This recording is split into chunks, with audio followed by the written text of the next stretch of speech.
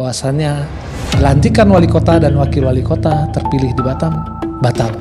Ini artinya saya melihat ada peserta mengatur penyelenggara, ini yang kami sayangkan. Dibuka, ditutup, baru datang. Karena ini kan saling tidak bisa kami ambil titik temu. Apa yang terjadi sebenarnya? Benarkah pilkada di Batam bakal diulang? Kita simak ulasan berikut ini.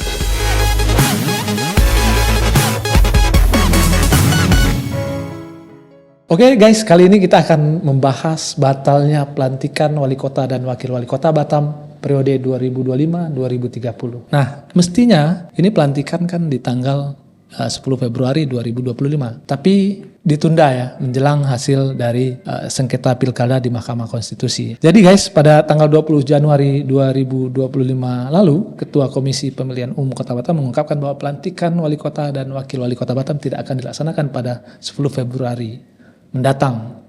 Ini sempat menjadi topik hangat. Kenapa bisa molor begitu ya? Nah, kalian mesti tahu nih, ternyata penyebabnya adalah gugatan hasil pilkada dari pasangan calon Nuryanto dan Hardy Hud yang merasa hasil rekapitulasi suara yang diumumkan oleh KPU Batam tidak sesuai atau dianggap ada terjadi pelanggaran terstruktur, sistematis, dan masif. Kalian yakin gak sih?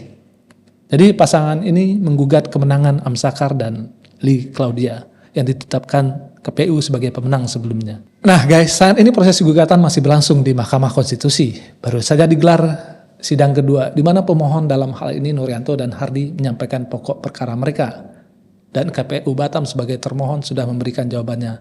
Tapi keputusan itu belum final. Kemudian sidang selanjutnya atau sidang ketiga yang akan menentukan putusan ini dijadwalkan pada 11 hingga 13 Februari 2025. Jadi pelantikan wali kota Batam yang semula direncanakan serentak pada 10 Februari tentu saja terpaksa ditunda. Nah, mestinya ini mereka atau wali kota Batam terpilih bersama wakil, ini mestinya dilantik 10 Februari bersama para kepala daerah yang lain.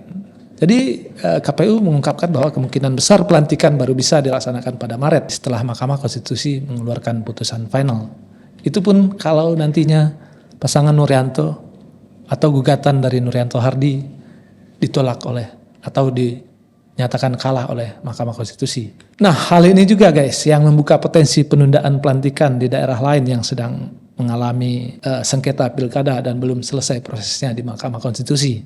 Jadi tidak hanya di Batam. Jadi teman-teman kalian harus nunggu nih keputusan MK karena keputusan ini akan sangat menentukan. Tapi bagaimana dengan pemerintah sementara? Tenang saja. Jadi kita nggak akan chaos ya di pemerintahan Kota Batam. Wali Kota Batam yang sekarang Bapak Muhammad Rudi atau Rudi Amsakar akan diperpanjang masa jabatannya hingga pasangan yang terpilih dilantik ke depannya atau siapa yang jadi pemenangnya akan melanjutkan pemerintahan berikutnya. Meskipun ada ketidakpastian soal siapa yang akan menggantikan posisi beliau ya. Jadi pemerintahan di Batam tetap akan berjalan guys seperti biasa meskipun ada ketidakpastian soal siapa yang akan menggantikan posisi beliau karena belum ada penentuan siapa pemenang sesungguhnya. Oke guys, gugatan yang diajukan oleh Nuryanto Hardy ini memang menyentuh banyak aspek, termasuk hasil rekapitulasi suara yang tidak sesuai. KPU Batam telah mengumumkan bahwa pasangan Amsakar dan Lee Claudia ini adalah pasangan yang memperoleh suara terbanyak, tetapi di sini perbedaan pandangan yang membuat kasus ini dibawa ke Mahkamah Konstitusi. Jadi kalian mau tahu apa yang akan terjadi selanjutnya? Kita harus menunggu proses persidangan dan keputusan dari MK. Kalau keputusan tersebut menguntungkan pasangan Nuryanto, maka bisa saja sengketa pilkada ini akan berlanjut lebih lama. Namun kalau gugatan ditolak atau dismiss,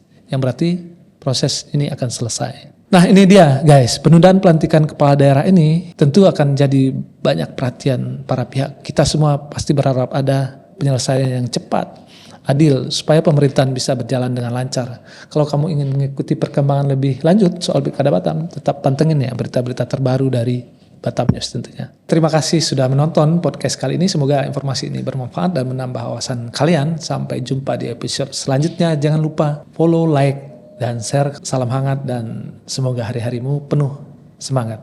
Ciao.